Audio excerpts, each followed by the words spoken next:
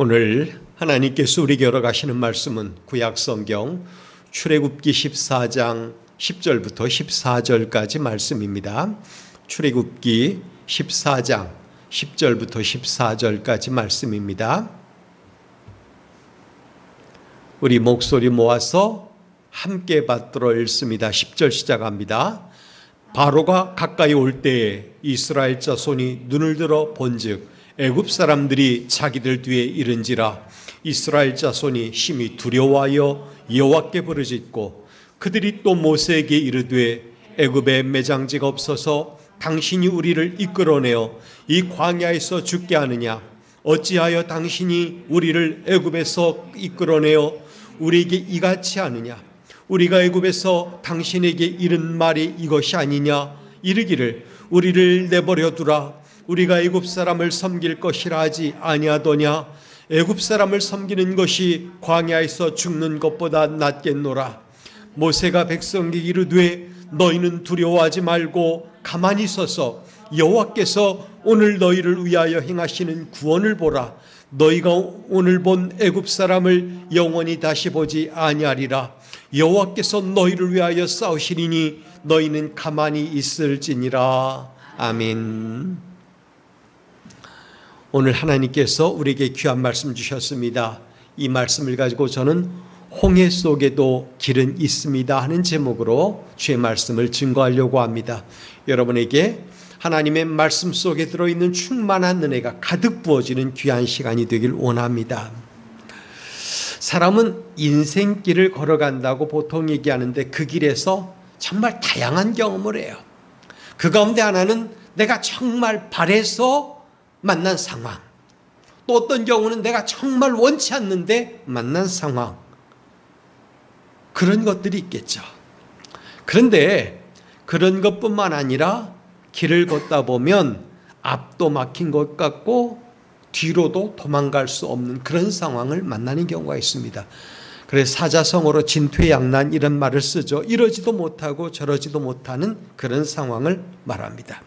그런데 이런 상황은 성도라고 해서 예외일 수가 없어요. 어떤 사람들은 그런 얘기하죠. 예수 믿는데 어려운 일을 왜 당하느냐 그러죠. 아니요, 예수 믿는 사람도 당합니다. 그래서 고통에도 뜻이 있다고 말하는 거예요. 하나님께서 우리에게 고통도 주시고 즐거움도 겸하여 주시는 분이에요. 여러 가지 이유가 있겠죠. 아무튼 성도라고 해서 이런 진퇴양난의 상황을 안 만나는 건 아니에요. 노력하죠. 열심히 살죠. 기도합니다. 예배도 드리죠. 정말 충성스럽게 신앙생활을 함에도 불구하고 그런 상황을 만나요. 그때마다 볼멘 소리 할 수가 있죠. 하나님, 좀 어떻게 해주세요. 하나님, 저는 예수님을 신실하게 믿는데 좀 도와주세요. 이렇게 말할 때가 있죠. 사실 인생이 편하면 얼마나 좋겠어요. 근데 어떤 사람은 편해서 그런지 몰라도 편한 게 다 좋은 것만 아니더라, 그런 말하는 사람도 있어요. 이를테면 이런 거죠. 큰 아픔 없어요. 큰 시련 만나지 않습니다. 경제적으로 크게 쪼들리지 않아요.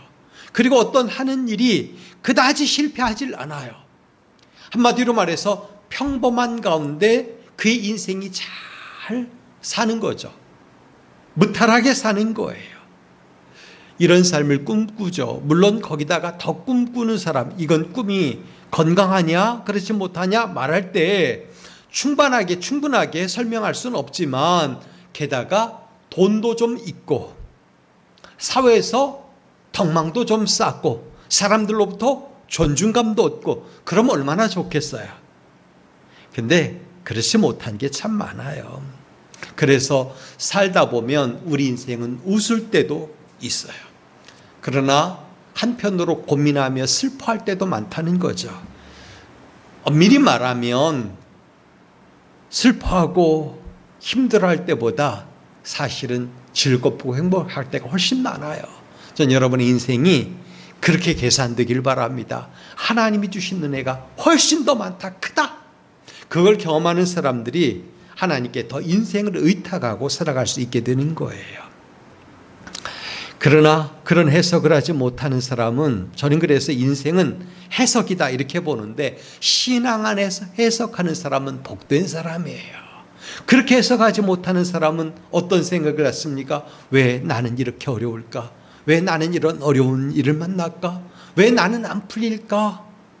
자꾸만 안 된 상황만 바라보고 그 안에 잠겨서 살다 보니까 그런 해석을 하는 것입니다. 그러다 보니까 어떤 사람은 슬픔 가운데 자기 몸을 맡깁니다. 마음과 정신을 뺏겨버려요. 술을 마구 마셔야 됩니다. 그런다고 사실은 해결되는 게 하나도 없어요. 고민하며 또 슬퍼한다고 해결되는 게 어디 있어요? 사실 성경도 충분히 그런 말을 했어요. 너희가 염려함으로 키를 한 잔 더 자라게 할 수 있느냐? 그렇죠. 없다는 거예요. 사실은 맞습니다. 근데 성경이 그렇게 가르쳐줌에도 불구하고 여전히 염려하고 여전히 고민에 빠져 있고 여전히 거기 사로잡혀 있다는 거예요. 안 그래야 되는데, 인지상정이란 말이 있듯이 그런 느낌이 있다 보니까, 그런 연관이 있다 보니까 그렇게 마음을 안 가질 수는 없겠죠. 그렇지만 성경은 분명히 가르쳐 줍니다. 사로잡히지 말고 내어 맡기라는 거예요. 주님께 내어 맡기라. 이게 신앙의 자세 아니겠습니까? 저는 이제로부터 저나 여러분 모두 우리 인생 가운데 만나지는 모든 상황이 좋으면 감사와 영광 돌리고, 어려우면 주께 내어 맡기고 기도하며 하나님의 도심을 입는 그런 삶을 살아가게 되기를 바랍니다. 이게 우리가 해야 될 일이에요. 그래서 우리 인생이 가는 길은 믿음 안에서 해석하고 믿음으로 해결하고 나가야 된다는 겁니다. 믿음 안에서 해석하고 믿음 안에서 해결하고 나가야 돼요. 이게 바로 신앙인의 삶의 태도거든요. 성경은 수도 없이 많은 믿음의 선진들을 우리에게 보여줍니다. 오늘 말씀에도 나와요. 수도 없이 많은 이스라엘 백성들, 그들은 지금 어떤 상황이냐면 출애굽했어요. 그러니까 애굽에서 벗어났지만 지금 현재 광야에 있는 상태고, 그들이 건너가야 될 애굽의 큰 강, 홍해라고 하죠. 이 홍해강을 건넌 것도 아니에요. 거기를 벗어나야만 그 다음에 조금 안심할 수 있는데 지금 거기까지 못 간 겁니다. 그러니까 이집트라고 하는 큰 나라에서는 나왔는데 아직도 광야예요. 그 상황 속에 이스라엘이 놓여 있는 거죠. 하나님께서는 이 시간 저와 여러분에게 그런 상황을 만난 이스라엘 가지고 우리의 상황을 해석하라고 말씀하시는 거예요. 우리도 예수 믿고 구원받아 하나님의 백성이 되어 이 세상을 살아갑니다. 그런데 우리는 지금 여전히 광야에 놓여 있는 상태예요. 하나님 나라에 간 게 아니잖아요. 그런 인생은 전부 다 광야의 삶을 살고 있다, 이렇게 해석하면 되는 것입니다. 그러면 이 광야가 우리에게 주는 의미가 뭐냐 이거죠.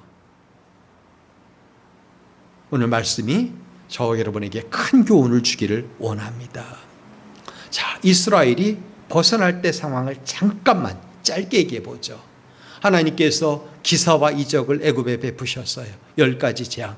그리고 마지막으로 장자가 죽는 그 10번째 재앙을 통해 드디어 바로가 이스라엘을 내어보내기로 결심했고, 이스라엘은 그간의 노고를 위로 받듯이 은금 패물을 애굽 사람들에게 요구하여 그걸 다 싸들고 출애굽을 했습니다. 유월절도 있었습니다. 그리고 광야길로 들어온 거예요. 하루 가고 이틀 갔겠죠? 얼만큼 갔는지는 정확하게 모르겠어요. 며칠 길을 지나왔을 겁니다. 여러분, 60만이라고 했으니까 장정만이겠죠? 거기다가 어린아이, 여성 또는 섞여 들어온 민족까지 포함하면 줄 잡아도 200만, 300만 되지 않을까 생각을 합니다. 그 어마어마한 사람들이 움직이려고 하니까 쉽게 가는 길은 아니었을 거라는 거예요. 그런데 그런 상황에서 바로가 변심을 했다는 거예요. 어떤 생각을 했을까요? 바로도 공격을 받겠죠. 신하들로부터. 또 애굽에도 나름대로 유력한 사람들이 있었을 테니까 왕이시여 바로여, 그들을 보내면 안 됩니다 라고 말하는 사람도 있겠고, 바로 스스로도 생각할 때 저들을 내보내면 누가 노동을 하지? 누가 이 큰 노역을 감당하지? 그랬을지도 모르고, 심지어는 패배감 가운데 때문에 내가 저들을 결코 내보내지 않겠다, 이런 생각을 가졌을지도 모르겠어요. 아무튼 바로가 변심을 했어요. 그래서 군대를 조직하고 추격을 하는 거예요. 상황은 거기서 만들어진 것입니다.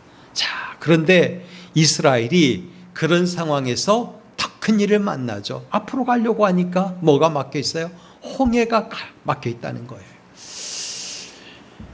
이 홍해 어떻게 봐야 될까?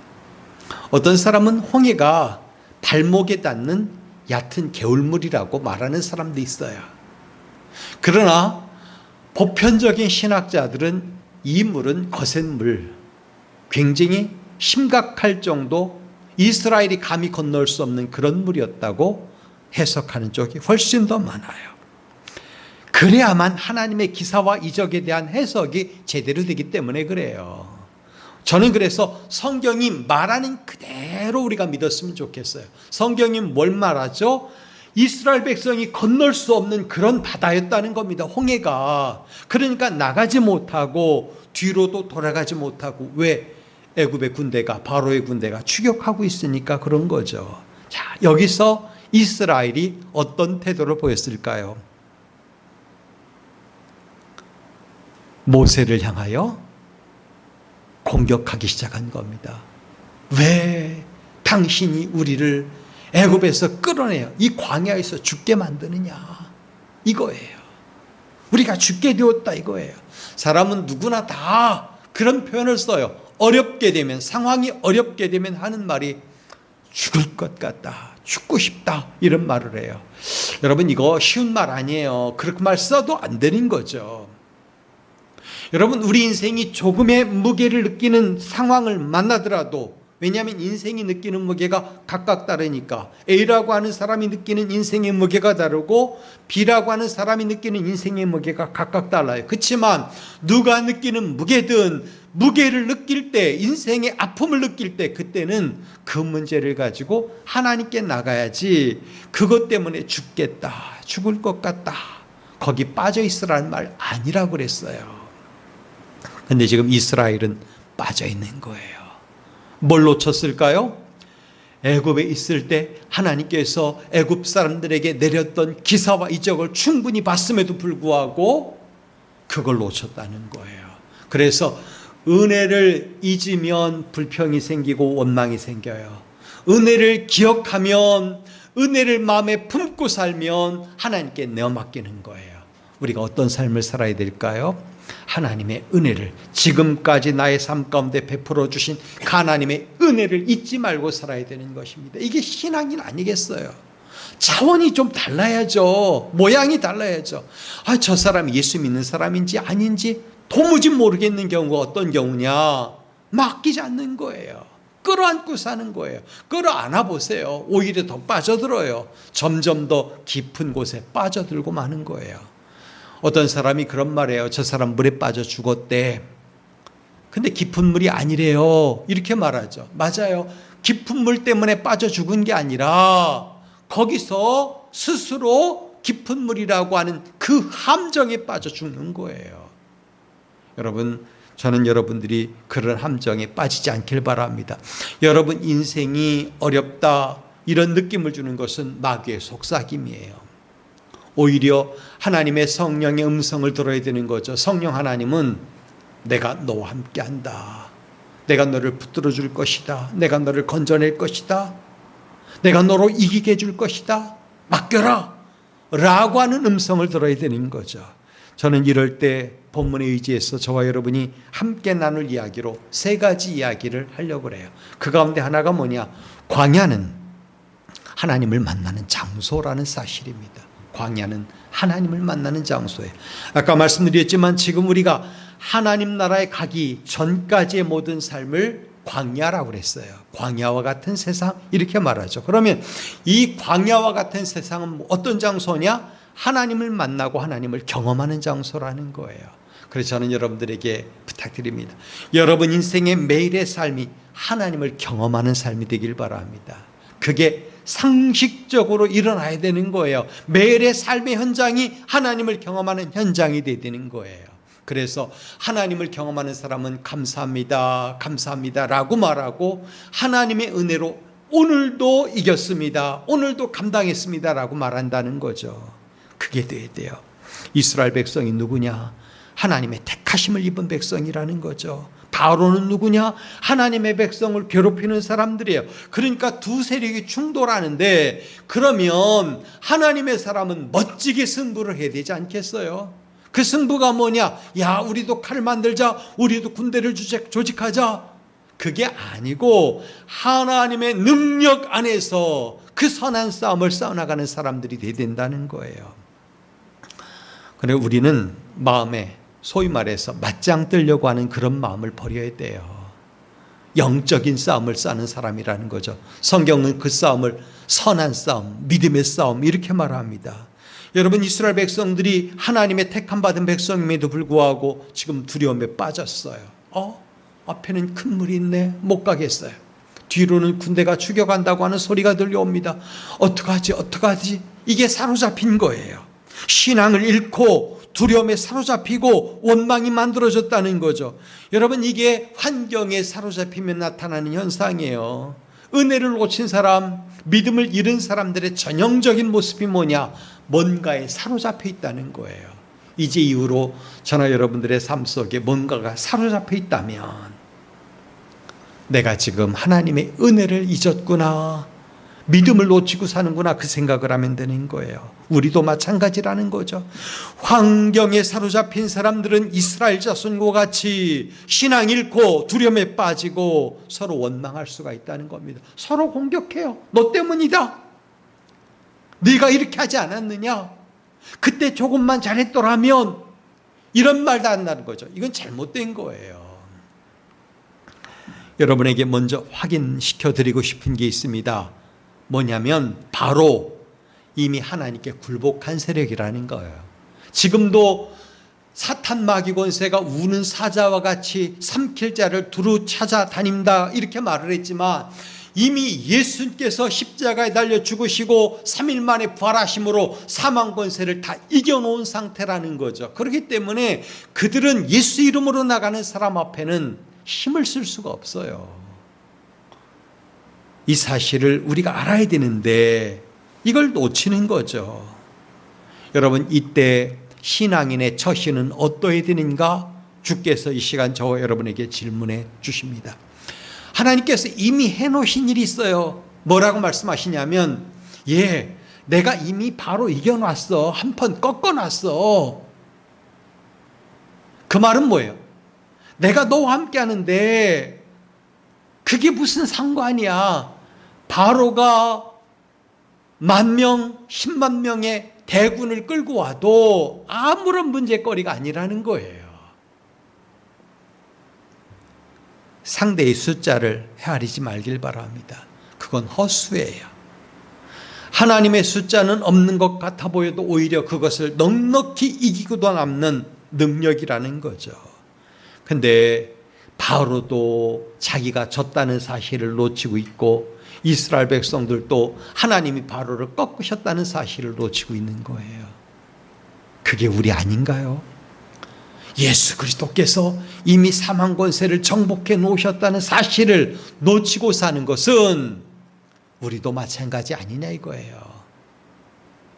성도들도 동일한 상황 광야에서 경험합니다.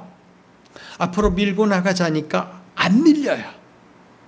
뒤로 갈 수도 없어요. 어쩔 줄 몰라 하는 상황 속에 우리가 놓여 있을 때 우리는 그 사실을 기억해야 돼요. 뭐냐? 하나님께서 사방을 막으셨다면 또 다른 탈출구를 만들어 놓고 계신 하나님을 만나야 되는 거예요. 그 하나님이 우리 가운데 계셔요. 우리가 취할 자세가 뭐냐? 오히려 믿음과 말씀과 기도로 무장하고 원수 앞에 서기만 하면 되는 거예요. 전 여러분들이 바라봄, 마주섬, 요 태도까지 갖게 되길 바랍니다. 나머지는 하나님께서 하시는 거예요. 뒤로 돌아 도망치지 마세요. 너희는 가만히 서서, 오늘 말씀하잖아요. 너희는 가만히 서서, 뭐 돌멩이 던지라고 그랬어요? 창 던지라고 그랬어요? 그거 아니에요. 가만히 서서, 이 말은 뭐냐면 최소한 행위로는 잠잠하되 마음으로는, 믿음으로는, 영적으로는 무장하고 있으라는 거예요. 오늘 저와 여러분의 태도가 그런 태도가 되길 바랍니다. 하나님은 두려워 떠는 백성들에게 격려하십니다. 너희는 두려워하지 말고 가만히 서서 여호와께서 오늘 너희를 위하여 행하시는 구원을 보라. 여러분, 이 구원은 오늘 우리 가운데도 역사하실 줄 믿으시기 바랍니다. 하나님의 역사는 그날 이 애굽 시대 단 한 번으로 끝난 역사가 아니라 지속해서 오늘도 계속되는 역사라는 사실이에요. 하나님은 이스라엘을 위하여 일하셨듯이 오늘도 우리를 위하여 일하고 계시다는 것입니다. 일하시는 하나님을 만나는 게 신앙인의 삶이 되어야 돼요. 광야, 히브리 말로 미드바르라고 읽는데 황무지를 주로 일컫는 말이에요.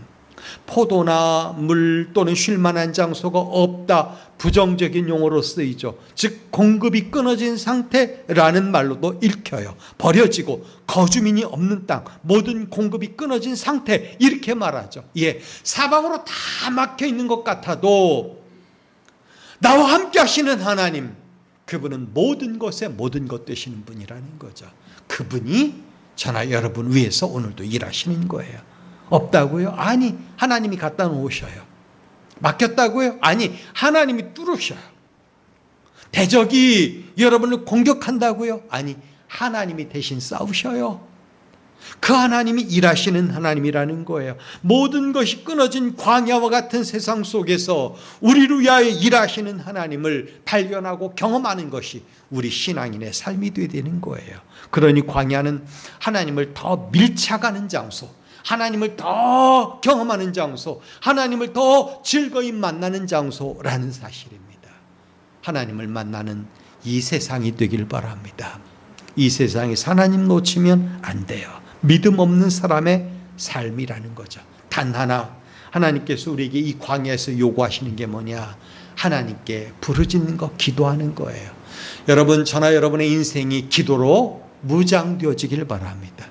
매일의 삶이 기도로 채워지길 바랍니다.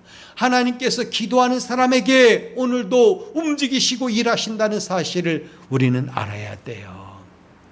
성경은 그것을 여실히 보여줘요. 문제 앞에서 기도하는 사람이 바로 믿음의 사람이었어요. 믿음의 선지들은 전부 다 문제 앞에서 기도하는 사람들이었어요. 즉 하나님 나라 백성들의 존재 방식이 뭐냐? 문제 앞에서 기도하는 사람이라는 거죠.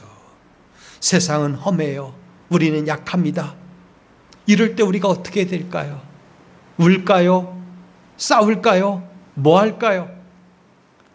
예, 문제를 가지고 하나님 앞에 가는 사람, 이게 돼야 돼. 그게 바로 제사장이고 그게 바로 하나님의 사람이에요. 예를 들어서 가정의 문제를 가지고 하나님께 나가는 사람, 제사장이고 믿음의 사람이에요. 성소로 올라갈 줄 아는 사람이 돼야 되는 거예요. 내 회사의 문제를 가지고 기도로 나가는 사람, 하나님 앞에 무릎 꿇는 사람, 나라와 민족의 문제를 가지고 하나님 앞에 무릎 꿇는 사람, 이런 사람이 돼야 되는 거죠. 그럴 때 하나님의 역사가 일어나는 것입니다.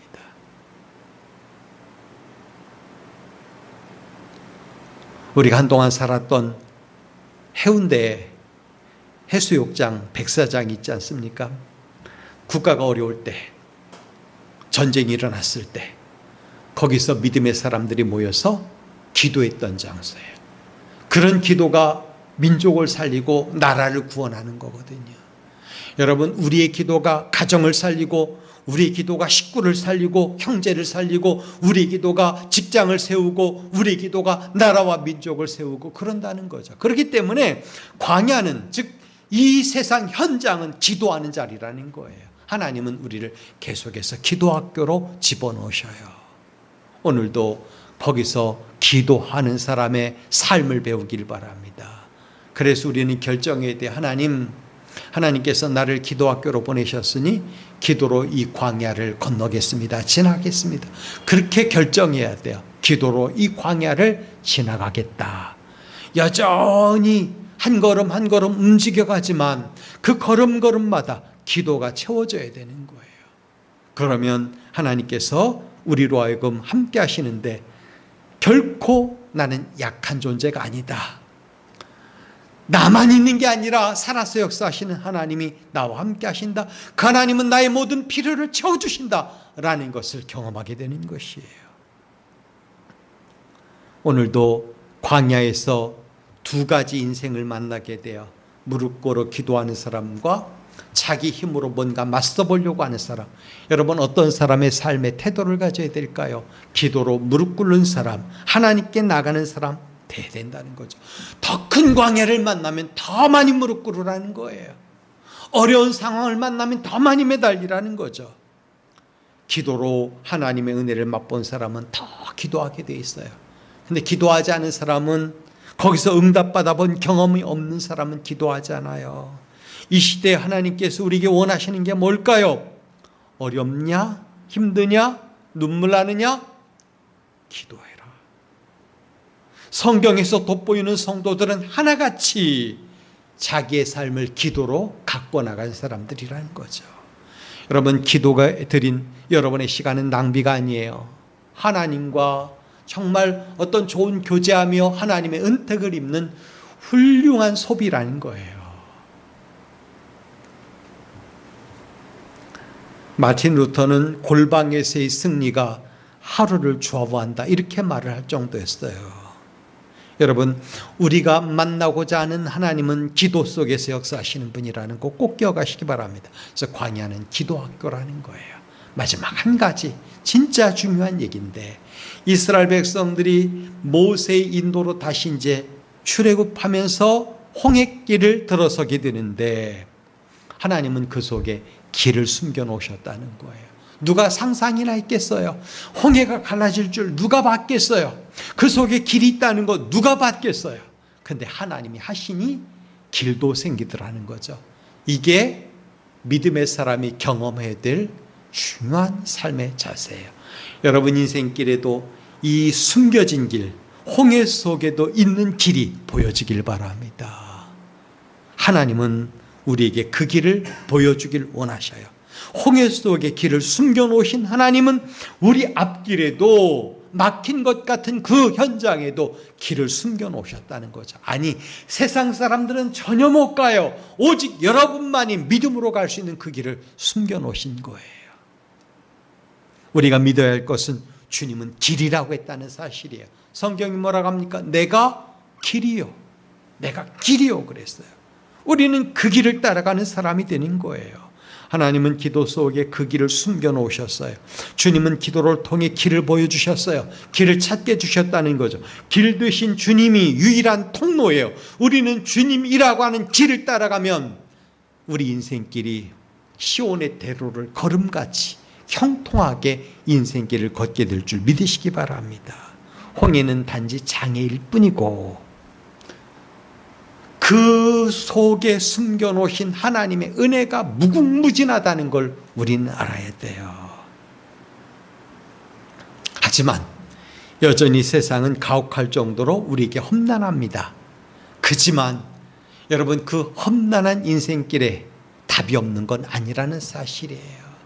하나님은 이 광야에 우리를 만나길 원하시고, 거기서 우리를 기도하게 하시고, 그 기도 속에 숨겨놓으신 길을 보여주시는 분이라는 사실이에요. 여전히 우리를 위하여 일하시는 하나님. 그러므로 우리는 두려워 말고 가만히 있어서 우리를 위하여 일하시는 하나님을 발견하고 그분을 믿고 의지하는 가운데 인생길을 멋지게 걸어가는 거, 이거 우리가 해야 될 일이라는 거죠. 여러분, 우리로 하여금 그 길을 걷게 하신 하나님께서 이 시간 우리에게 요구하는 음성을 들어야 돼요. 그게 뭐냐면, 나를 만나라, 기도해라, 내가 숨겨놓은 그 길을 발견해라, 그거거든요. 인내하며 기도로 그 길을 걸어가는 주의 자녀들이 되길 바랍니다. 하나님 반드시 여러분 가운데 함께 하시고 크게 역사해 주실 것입니다. 그 하나님과 동행하여 즐거이 인생길을 걷는 우리가 되어 하나님께 영광 돌리고, 하나님께서 여러분에게 허락해 놓으신 삶의 현장을 잘 경영하여 영광 돌리는 주의 존귀한 자녀들이 되길 주님 이름으로 부탁드립니다. 기도하겠습니다. 거룩하신 아버지 하나님, 홍해 속에 숨겨놓으신 길이 있음을 믿고 나가게 하시니 감사합니다. 아버지 하나님, 무엇보다 이 광야에서 하나님을 날마다 만나는 주의 자녀들이 되게 하여 주옵소서. 그곳에서 기도로 인생길을 걷게 하시고 또한 숨겨놓으신 길을 날마다 발견하고 은혜로 그 길을 걸어가는 주의 존귀한 자녀들이 다 되게 하여 주옵소서. 아버지, 이들에게 막혀있는 것은 없는 줄 믿습니다. 사탄은 잠시 우리의 눈을 가리고 마음을 무디게 만들지만 믿음의 사람으로 살아가는 동안에 주께서 함께 하심을 분명히 믿고 나갈진데 사탄 마귀 권세는 이미 정복당하고 소멸될 줄 믿습니다. 이제부터 믿음으로 한 걸음 한 걸음 멋지게 행진하여 주께 영광 돌리고 무사히 천국길까지 걸어가는 우리 주의 자녀들이 다 되게 하여 주옵소서. 예수 그리스도 이름으로 기도하옵나이다. 아멘.